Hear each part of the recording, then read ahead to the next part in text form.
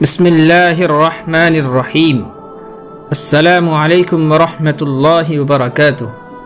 دوستو، اس مالک حقیقی سے دل سے دعا ہے کہ وہ ہماری اور آپ کی تمام تر جائز مرادوں کو، تمناؤں کو پوری فرمائے، آمین۔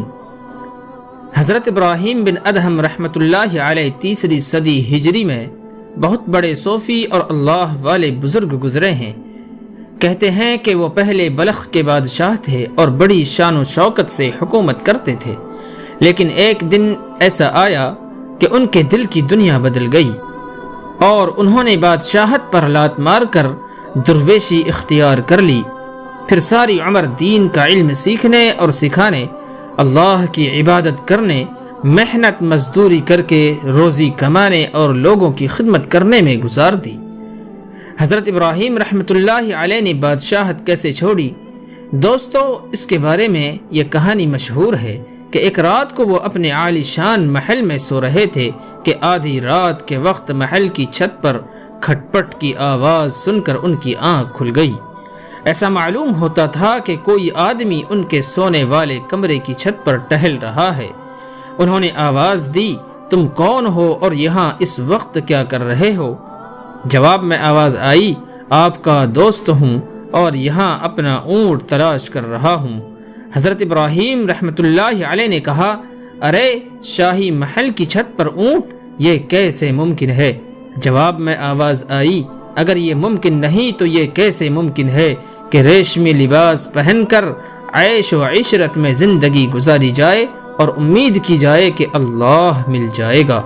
دوستو، معلوم نہیں یہ واقعہ خواب میں پیش آیا یا بیداری میں، لیکن حضرت ابراہیم بن ادہم رحمۃ اللہ علیہ کے دل میں یہ خیال ضرور پیدا ہوا کہ جس ٹھاٹ باٹ سے وہ زندگی گزار رہے وہ اللہ تعالی کو پسند نہیں۔ دوسرے دن جب وہ اپنے دربار میں بیٹھے تھے کہ اچانک نورانی چہرے والا ایک اجنبی آدمی بڑے دبدبے سے دربار میں داخل ہوا۔ وزیروں، درباری امیروں اور شاہی ملازموں میں سے کسی کو جرأت نہ ہوئی کہ اس کو دربار میں داخل ہونے سے روکے۔ بادشاہ حضرت ابن ادہم نے خود اس سے پوچھا، تم کون ہو اور یہاں کیوں آئے ہو؟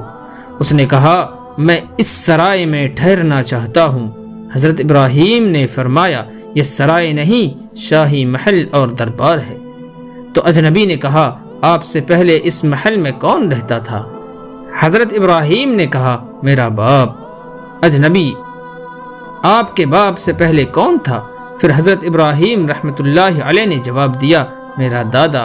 دوستو، اس طرح کئی پشتوں تک پہنچ کر اجنبی نے پوچھا، آپ کے بعد یہاں کون رہے گا؟ حضرت ابراہیم رحمۃ اللہ علیہ نے کہا، میری اولاد۔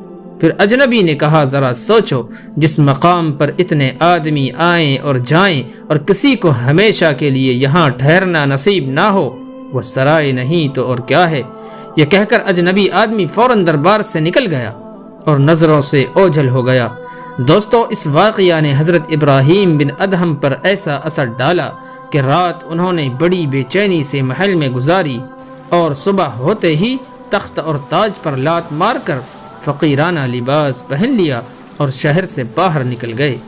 درویشی اختیار کرنے کے بعد حضرت ابراہیم بن ادہم رحمۃ اللہ علیہ نے اپنی زندگی کیسے گزاری، یہ ایک لمبی کہانی ہے۔ بس یوں سمجھیے کہ انہوں نے اپنی زندگی کا ایک ایک لمحہ اللہ تعالی کی عبادت، اللہ کے سچے دین اسلام کی تبلیغ، علم حاصل کرنے اور علم پھیلانے، اپنی روزی محنت مزدوری کر کے کمانے، اپنی کمائی غریبوں اور حاجت مندوں پر لٹانے اور مخلوق خدا کی خدمت کرنے میں گزار دی۔ دوستو، انہوں نے کئی حج پیادہ پا کیے اور سالہ سال تک حرم شریف میں جھاڑو دینے کی خدمت بھی انجام دیتے رہے۔ اپنی پاکیزہ زندگی کی بدولت وہ اللہ تعالی کے خاص بندوں میں شمار ہونے لگے اور لوگوں کی نظروں میں بھی ان کو بڑا بلند مقام اور مرتبہ حاصل ہو گیا۔ ایک دفعہ حضرت ابراہیم رحمۃ اللہ علیہ سے پوچھا گیا کہ کسی شخص کو یہ کیسے معلوم ہو سکتا ہے کہ اس پر اللہ تعالی کی رحمت کا دروازہ بند ہو چکا ہے؟ انہوں نے فرمایا، جس شخص کا دل 3 حالتوں میں اللہ تعالی کی طرف نہ ہو تو یہ اس بات کی نشانی ہے کہ اس پر رحمت کا دروازہ بند کیا جا چکا ہے۔ اول، قرآن پاک کی تلاوت کے وقت، دوسرا نماز پڑھتے وقت، تیسرا اللہ تعالیٰ کا ذکر کرتے ہوئے۔ مطلب یہ کہ ہر حالت میں اللہ تعالیٰ کو سچے دل سے یاد رکھنا چاہیے، ادھر ادھر کی باتوں کی طرف دھیان نہیں دینا چاہیے، اور یقین رکھنا چاہیے کہ اللہ تعالیٰ اس کا ہر کام دیکھ رہا ہے، اور جو کچھ اس کی زبان سے نکل رہا ہے اس کو سن رہا ہے۔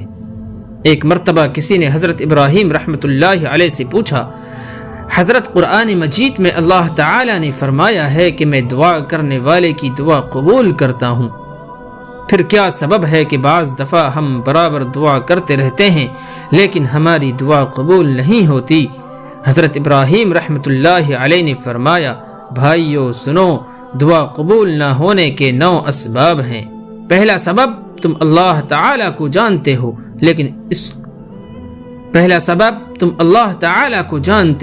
لیکن اس کا حق ادا نہیں کرتے، یعنی جن کاموں کے کرنے کا اس نے حکم دیا ہے وہ نہیں کرتے، اور جن کاموں سے اس نے منع کیا ہے ان سے دور نہیں رہتے۔